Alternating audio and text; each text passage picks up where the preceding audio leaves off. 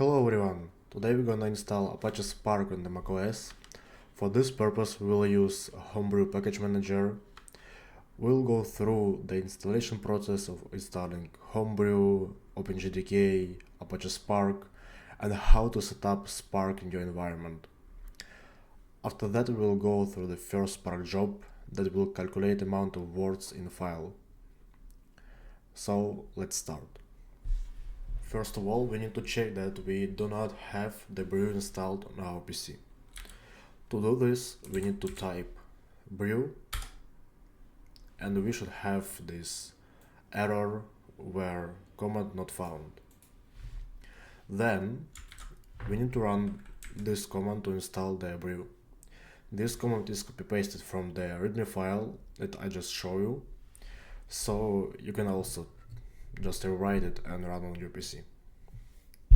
So let's start. Now it requests my password, so let me give it to it. And now you need just to press enter and it will start.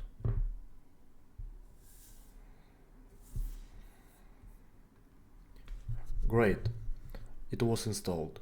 Then we need to try to check that it actually worked, so we can type again brew, and we can see that it proposes us different commands that we can run. And first one, we need to run the installation. Let me clear the environment here and paste this command. Actually here we'll install OpenJDK just to run the Spark on our local machine. So let's start.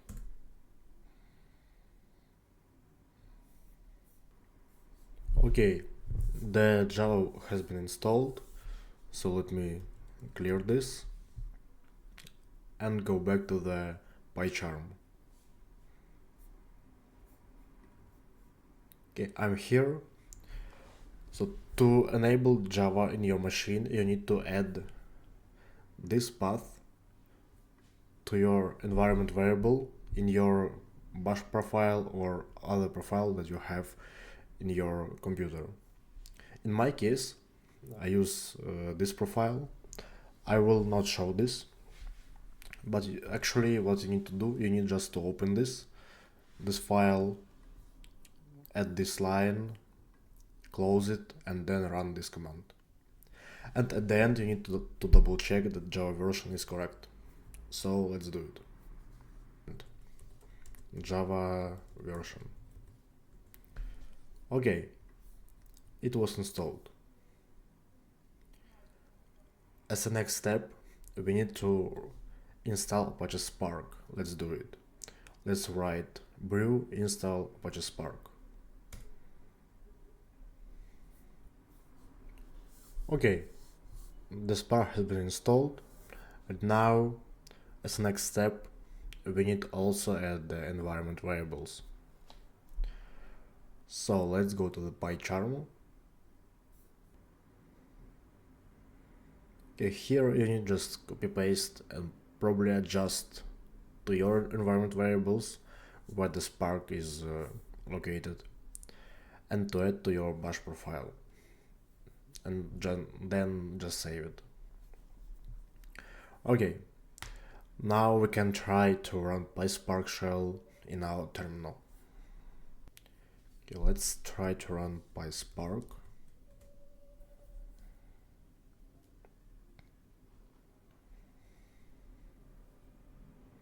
Great, we have it. Now let's create simple data frame. It's a spark.range 10. 10. Okay, it was created, and def just to display the data.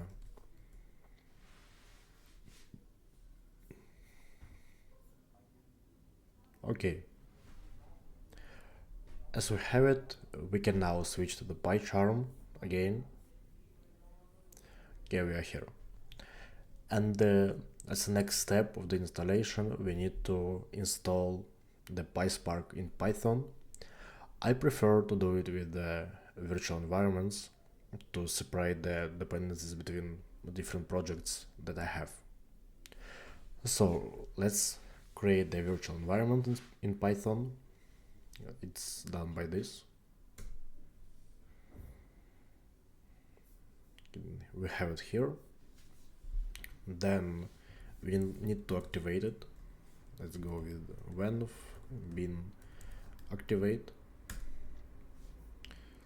This is the indicator that we in the virtual environment. Now we need just to install Spark.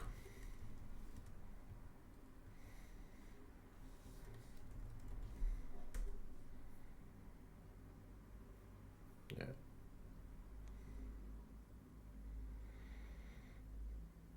In my case, it's already here, so it just use the cached version. But in your case, if you don't have it, it will take some time just to install it. Okay, now we are in the code, and here what's going on actually. Here as a first step, we create the Spark session. Actually, it's an entry point for our PySpark application that allow us to work with Spark and then to use different abstractions such as RDD, data frame, datasets. Datasets actually doesn't exist in PySpark. As a step 2, we need to read the file. We do it here kinda in an old-fashioned way because we will work with the RDD. It's a resilient distributed dataset. It's the first abstraction that was created in Spark. And then the data frame dataset had been created, but the very first one was RDD.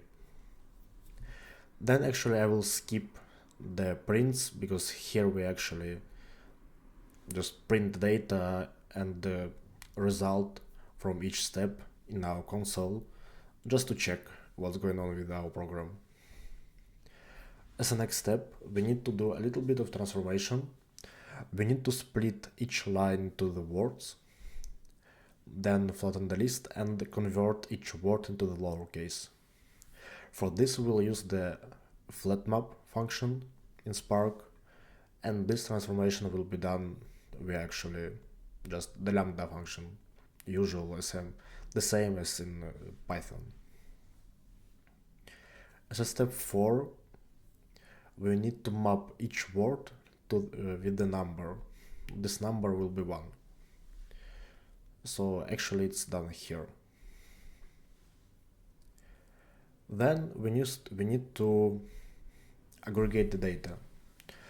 Here we'll use the reduce by key function, where, for example, we'll have the same words that appear twice in our text, and we need to aggregate. So at the end we'll have the word and the count of occurrences of this word, so it won't be like duplicated, for example. At the end, step 6, we need to sort by the count in descending order. It's unnecessary, but I would prefer to do this. Then it's just the formatting of the display and the results. As a step 8, it's actually optional, but we can write the data into a file. Then we need to stop the Spark session. Here we can see the file with the sentences that will be read by Spark and processed by it. So I guess now we can run our program and to see the result. Let's go to the folder word count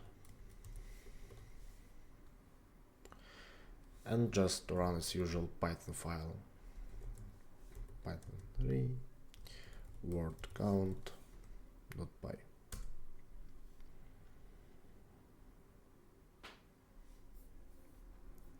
Here we can see our original text, then the words that exist in our source file, then word pairs, here, like simple 1, spark 1, count 1, etc. And at the end we can see the word count result.